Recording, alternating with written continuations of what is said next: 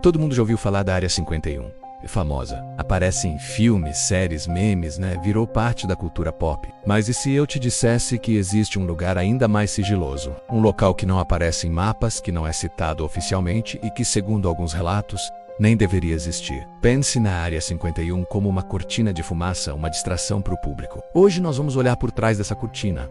Hoje você vai conhecer a Área 14. Mas o que seria exatamente a Área 14? Ela não é como a Área 51, que o governo americano acabou admitindo que existe, mesmo que de forma relutante.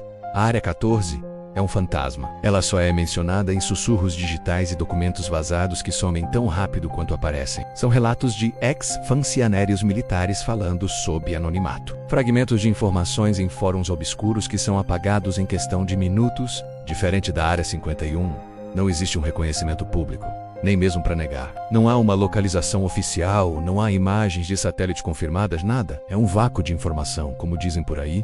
A Área 51 é o que eles deixam você ver, a Área 14 é o que eles realmente escondem. E se isso é verdade, a pergunta óbvia é onde ela fica? As teorias sobre a localização da Área 14 são tão misteriosas quanto o próprio lugar. A ideia mais recorrente é que não se trata de uma base na superfície, mas sim de uma instalação subterrânea profunda. Um UMB, Deep Underground Military Base, especula-se que ela estaria localizada em algum ponto remoto do sudoeste dos Estados Unidos, talvez no deserto de Nevada ou Utah, mas a centenas, talvez milhares de metros abaixo da terra. Alguns acreditam que não é uma única base, mas um complexo de várias instalações conectadas por uma rede de túneis secretos, formando uma cidade subterrânea invisível para o mundo lá de cima. Há até quem sugira que essas bases modernas estariam ligadas a sistemas de túneis muito mais antigos, de origem desconhecida. Os relatos que apoiam essas teorias falam de fenômenos estranhos nas regiões suspeitas. Pessoas que moram por perto ou aventureiros que se arriscam nessas áreas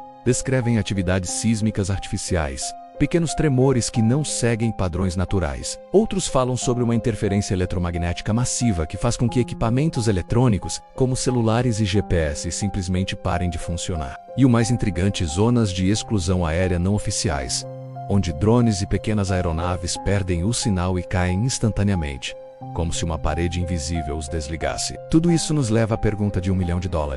Se esse lugar existe e é tão protegido, o que eles estão estudando lá? As teorias vão muito além de simplesmente testar aviões secretos. Se a Área 51 era sobre tecnologia humana avançada, a Área 14 seria sobre algo diferente. As especulações mais citadas falam de tecnologia não humana. Não estamos falando apenas de engenharia reversa de naves recuperadas, como no caso de Roswell, mas de algo mais fundamental. Há relatos que mencionam o estudo de materiais exóticos, ligas metálicas que não seguem as leis da física que conhecemos, materiais que mudam de estado, que anulam a gravidade ou que se regeneram sozinhos. Outras teorias vão ainda mais fundo e afirmam que a pesquisa na Área 14 não é sobre matéria, mas sobre conceitos. Estudos avançados sobre a natureza da consciência, a manipulação do tempo e a percepção da realidade. A ideia seria que se você pode entender e controlar como percebemos o universo, você pode controlar o próprio universo. Como uma fonte anônima teria dito, não é sobre naves, é sobre o controle da realidade. Isso mudaria completamente o jogo, transformando armas e tecnologia convencionais em brinquedos de criança. Um lugar tão secreto precisa de pessoas que saibam guardar segredos.